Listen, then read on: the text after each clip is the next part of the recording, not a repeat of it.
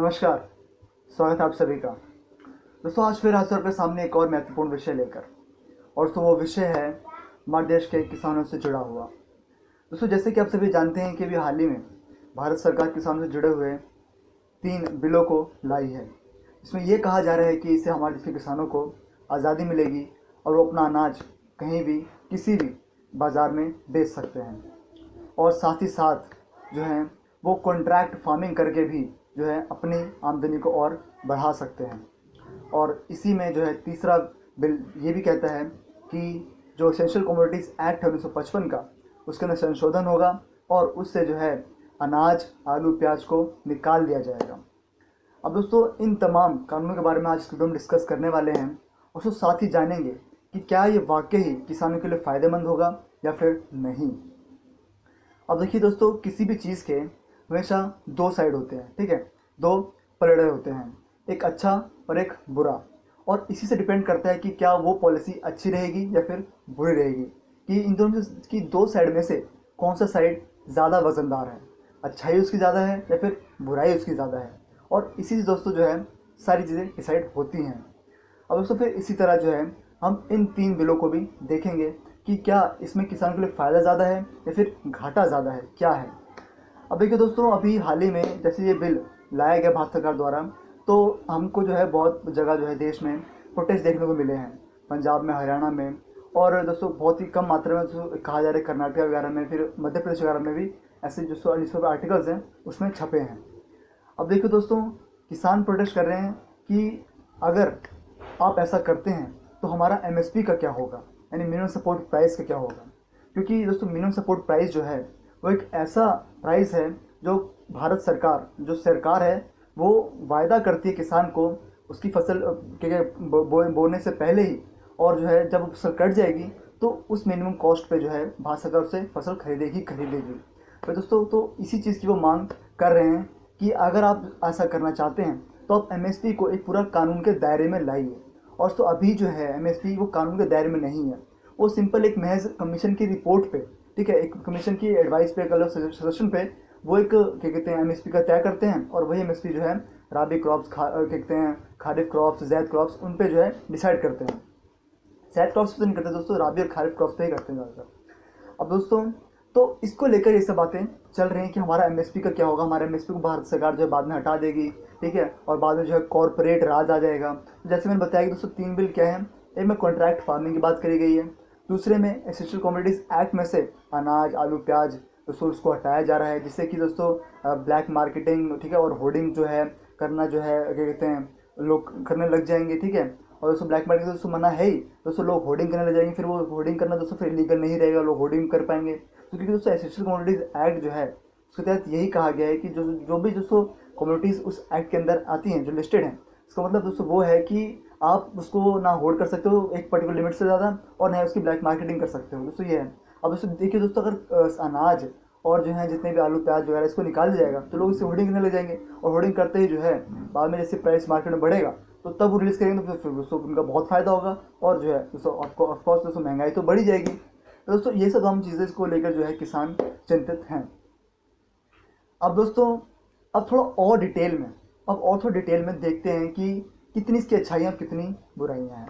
अब दोस्तों मैंने आपको बताया कि किसान क्या कह रहे हैं और बाकी अन्य लोग क्या कह रहे हैं, ठीक है। बाकी अन्य लोग कह रहे हैं कि किसान को पूरी छूट मिल जाएगी, पूरे भारत में वो अपनी फसल को कहीं बेच पाएंगे। तो बीच में जो सो आड़ती होता है, जो बिचौलिया होता है, जो सामान खरीदवाता है फिर दूसरों को बिकवाता है, तो वो भी हट जाएगा, ठीक है, क्योंकि वो भी जो पैसा अपना कमीशन लेता था, तो वही जो है जो लास्ट प्राइस पे जो कंज्यूमर को दोस्तों प्रोडक्ट मिलता था ना, वही उसमें जुड़ के आता था, तो महंगाई जो भी उसमें भी नज़र आती थी। दोस्तों ये सब तमाम चीज़ें जो हैं अभी जो है क्या कहते हैं चर्चा में हैं। अब दोस्तों देखिए दोस्तों, अब इस पर कुछ दोस्तों मेरा ओपिनियन, और दोस्तों क्या कहते हैं वाकई क्या ये अच्छा है दोस्तों उसको समझते हैं। अब दोस्तों इसमें कहा जा रहा है कि हम पूरे किसानों को आज़ादी देंगे कि वो कहीं भी अपनी फसल को बेच सके। अब दोस्तों मेरा पे सवाल आता है कि भाई मना ही कहाँ है, अभी मना ही कहाँ है, वो कहीं भी बेच सकता है।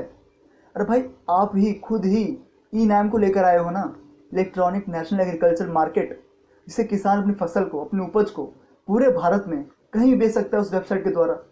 तो फिर कहाँ बात रह जाती है कि किसान नहीं बेच पा रहा है। तो एक तो बात ये रह गई। और दोस्तों दूसरी बात कही जाए कॉन्ट्रैक्ट फार्मिंग की। अब दोस्तों जैसे कि एपीएमसी एक्ट है, ठीक है, दोस्तों फिर एपीएमसी एक्ट के अंदर ही 2003 में थोड़े से बदलाव करे गए। तो उसके अंदर ये कहा गया कि हाँ भाई किसान कॉन्ट्रैक्ट फार्मिंग भी कर सकते हैं एक प्री अग्रीड प्राइस पे, जैसे कि अभी भी दावा इन बिलों के द्वारा करा जा रहा है जो भी वर्तमान में भारत सरकार लाई है। तो दोस्तों ना ही पहले कॉन्ट्रैक्ट फार्मिंग में कोई दिक्कत थी, ठीक है, ना ही किसानों को पूरे फसल अपना कहीं बेचना चाह रहा तो उसमें कोई दिक्कत थी। दोस्तों दिक्कत कहाँ थी, ये तो पहले से हो रहा है ना दोस्तों, अभी करने की ज़रूरत है। दोस्तों सोल्यूशन जो अगर आपको ऐसा लग रहा है कि ऐसी सब अगर अच्छा एफिशिएंट वे से नहीं हो पा रहा है, ठीक है, तो इसमें भी तो कहीं ना कहीं कमी है दोस्तों, उसको ही आप अच्छा करिए ना। आप पूरी तरह से दोस्तों इस एग्रीकल्चर सिस्टम को प्राइवेटाइज करने की कोशिश कर रहे हैं। तो आप समझिए एग्रीकल्चर सेक्टर को प्राइवेटाइज नहीं करना चाहिए, क्योंकि दोस्तों इससे क्या है कि इससे सरकार अपनी जिम्मेदारियों से भाग रही है। दोस्तों सरकार अगर एग्रीकल्चर में नहीं दिखेगी तो सरकार करेगी क्या, सरकार है किस लिए। क्योंकि दोस्तों देखिए प्राइवेटाइजेशन सही नहीं, क्योंकि दोस्तों जैसे ही प्राइवेटाइजेशन हो गया तो अपने मन मानी ये लोग जितने बड़े बड़े कॉर्पोरेट्स दोस्तों वो करेंगे, तो क्योंकि देखने में आता है। तो अब देखिए तो लाइव एग्जांपल दोस्तों बीएसएनएल एमटीएनएल कौन यूज़ करता है, कोई नहीं यूज़ करता, सरकारी है ना वो। पर दोस्तों एयरटेल जियो वोडाफोन और दोस्तों उनकी वो देखिए मोनोपोली, इतने इतने प्राइसेस अपनी मर्जी से बढ़ा देते हैं और कोई नहीं है इनको कहने वाला। दोस्तों देख रहे हैं आप दोस्तों, फिर यही बाद में कहीं ना कहीं हो जाएगा। दोस्तों वो है स्पेशल कमोडिटीज़ एक्ट के अंदर बदलाव, जिसमें अनाज को आलू और प्याज को निकाला जा रहा है। और दोस्तों ये भी गलत है। दोस्तों समझिए, चलो मान लो कि आप गेहूँ चावल यानी कहते हैं पैडी और क्या कहते हैं वीट को निकाल दीजिए, ठीक, कोई दिक्कत नहीं, क्योंकि आपको जो है ये आपको जो है प्रोक्योर करना ही करना है, क्योंकि आप पीडीएस चलाते हैं, PDS scheme public distribution system, जो राशनिंग हमारे देश में होती है, राशन मिलता है, तो उसके लिए सरकार को प्रोक्योर करना ही पड़ेगा ये गेहूँ और चावल, ठीक है। और दोस्तों एक और आंगनबाड़ी सिस्टम है दोस्तों, आंगनबाड़ी बच्चों को खाना मिलता है दोस्तों, उसके लिए सरकार को खाना लेना ही लेना है। दोस्तों सरकारी स्कूल में दोस्तों मिड डे मील्स चलती है, सरकारी एडेड स्कूल्स में मिड डे मील्स चलती हैं दोस्तों, उसके लिए सरकार को क्या कहते हैं खाना प्रोक्योर करना ही करना है दोस्तों। इसके तहत जो है सरकार को क्या कहते हैं वीट और चावल तो खरीदना ही खरीदना होगा। तो चलिए ठीक है, आप जो है क्या कहते हैं गेहूँ को और चावल को निकाल दीजिए स्पेशल कमोडिटीज एक्ट से, कोई दिक्कत नहीं है। कोई उसको होल्ड करे हुए तो सरकार तो है ही, तो राशन से मिलेगा ही, ठीक है, सस्ते दाम में मिलेगा ही वो।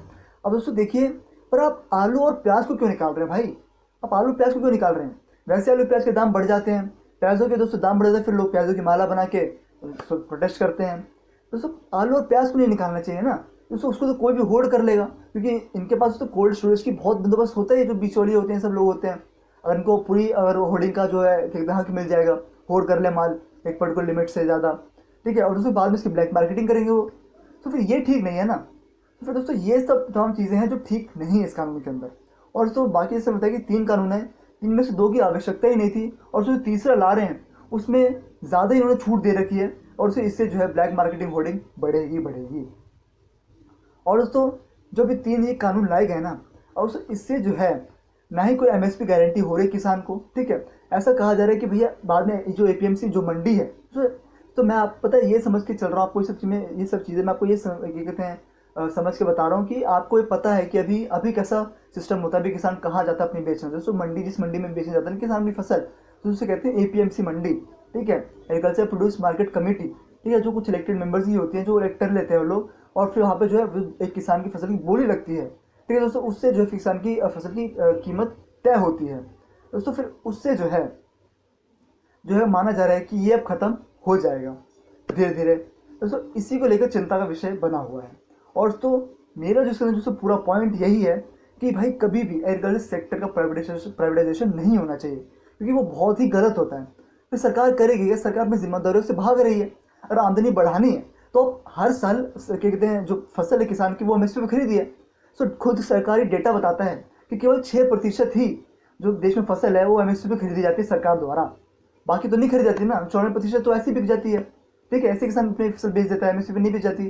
तो 6% तो कितना कम प्रतिशत है ये। तो फिर इसको जो है आप बढ़ाइए ना, आपको लाना ही है, उस किसानों के आय को बढ़ाना ही है, क्योंकि दोस्तों मोदी सरकार का वायदा है कि 2022 तक किसानों की आय को बढ़ाना है। तो उसी के तहत जो है ये सब कदम जो है बीजेपी सरकार उठा रही है। तो अगर ऐसे ही तो आप एमएसपी पे सामान अनाज को खरीदिए, ठीक है, और ई नैम को जो है उसको थोड़ा और एफिशिएंट बनाइए, ठीक है, और उसके बाद में कैंपेनिंग करिए, लोगों थोड़ा किसानों थोड़ा और जागरूक दिखाओ ई नैम पे अपना सामान कैसे बेच सकते हैं। तो दोस्तों ये सब तो हम चीज़ें करिए ना। आप ऐसे कानून ला रहे हैं जिससे कि प्राइवेटाइजेशन में पूरा मोनोपोली ही हो जाएगा, वो पूरा दमन करने लग जाएगा किसानों का। अब दोस्तों मैं आपको इस तरह के केस बताता हूँ, यहाँ पे एक बड़ी कॉर्पोरेट वर्सेस किसानों का केस था। अब दोस्तों आपको शायद याद होगा, तो पेप्सिको ने गुजरात के कुछ किसानों पर केस करा था। अब दोस्तों वो केस क्या था कि दोस्तों आप समझिए एक पर्टिकुलर पोटैटो का, वैरायटी का दोस्तों पेटेंट था पेप्सिको के पास कि वो जो वैरायटी है पोटैटो की, वो वैरायटी पोटैटो सिर्फ पेप्सिको ही खरीद सकती है और पेप्सिको ही जो है अपने किसानों से, ठीक है, जिसने उसको हायर करा है उसी से उगवा सकती है, और उसके अलावा वो उसको यूज़ करेगा तो उसके ऊपर वो केस कर सकती है, उस पर एक्शन ली सकती है। अब सो इसी को लेकर जो है पेप्सिको ने गुजरात के कुछ किसानों पर, ठीक है, 9 किसानों पर या फिर 4 किसानों पर केस कर दिया 1-1 करोड़ रुपए का। देखिए दोस्तों इतनी बड़ी राशि का केस कर दिया पेप्सिको ने। हालांकि इसको बाद में जो है पेप्सिको इसके लिए क्रिटिसाइज करा गया, उसकी आलोचना करी गई, तो बाद में वो अलग हो गया, मतलब कि उसको उसने केस खींच लिया पेप्सिको ने। और उसको देखिए किस तरीके से मोनोपोली हो गई ना, कि जो बड़ी बड़ी कॉर्पोरेट चाह रही वही होगा है। तो फिर पेटेंट में ले लेते हैं, कुछ जो वैरायटी सीड्स वो खुद प्रदान करते हैं किसानों को और वही उगाने वही उगवाते हैं, और इससे दोस्तों इससे जो है मोनोपोली दिख रही है कहीं ना कहीं। तो अब देखिए दोस्तों जो पूरा साउथ अमेरिका है दोस्तों, यहाँ वहाँ पे कहा जाता है कि वहाँ पे जो पूरी मोनोपोली है एग्रीकल्चर सेक्टर की, वो पूरी प्राइवेट कॉर्पोरेट्स की है, विदेशी कंपनियों के वहाँ पे जो बस गए साउथ अमेरिका में उनकी है। फिर दोस्तों ऐसा हमको भारत में नहीं होने देना है। प्राइवेट कंपनी तो हावी हो जाएंगे और किसान को दोस्तों उनका दमन ही करा जाएगा। दोस्तों इसलिए प्राइवेट क्या कहते हैं एग्रीकल्चर को प्राइवेटाइज करने की जरूरत हमें नहीं है, नहीं करना चाहिए।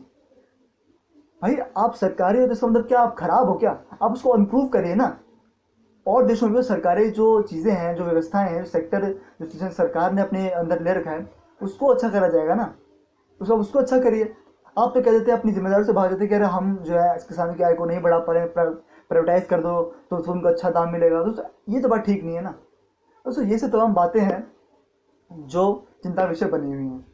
और अगर ऐसा ही आप कानून अगर ये लाना चाहते हो तो आप एमएसपी को जो फिर लीगल राइट बना दो, राइट टू एमएसपी कर दो, क्या दिक्कत है आप? क्योंकि दोस्तों एमएसपी जो है अभी कहते हैं लीगल नहीं है, वो सिर्फ महज एक जो agriculture cost and price commission है जो कैबिनेट कमेटी इकोनॉमिक अफेयर्स की अंडर काम करती है, वो बस सजेस्ट करती है कि हाँ एक एमएसपी होना चाहिए। 1965 67 66 से जो चलती आ रही है रिजीम, एमएसपी रिजीम, तो वही जो है आज भी कंटिन्यू हो रही है।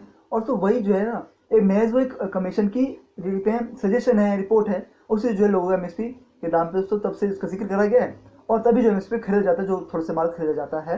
तो बाकी कोई लीगल राइट नहीं है, चाहे तो सरकार कभी भी इसको हटा सकती है, इससे किसान चिंतित है। और दोस्तों तो ये सब बातें जो है हमको समझनी पड़ेंगी कि आखिर एग्रीकल्चर सेक्टर का होगा, क्योंकि उससे बहुत ही इंपॉर्टेंट सेक्टर है। इसका योगदान तो हमारे भारत की अर्थव्यवस्था में बहुत ज़्यादा होता है, और उसमें एम्प्लॉयमेंट भी हमारे देश में एग्रीकल्चर सेक्टर में बहुत होती है। दोस्तों इसलिए ये चीज़ एग्रीकल्चर सेक्टर जो हमारे देश का बचा रहना चाहिए, इसको जो है किसी और के हाथ में नहीं छोड़ना चाहिए, इसको सरकार को ही संभालना चाहिए। सो इसलिए सारी बातें अभी चल रही हैं। दोस्तों ये तमाम बातें हैं जो आपसे डिस्कस करना चाहता था। दोस्तों मुझे उम्मीद है आपको अच्छी लगी होगी वीडियो। तो मैं इस तरह की वीडियोस बनाता रहता हूँ, इन्फॉर्मेटिव वीडियोस बनाता रहता हूँ। तो मिलो आपको इस तरह के वीडियो में। तो तब के लिए इस वीडियो को देखने के लिए धन्यवाद। टेक केयर, जय हिंद, वंदे मातरम, नमस्कार।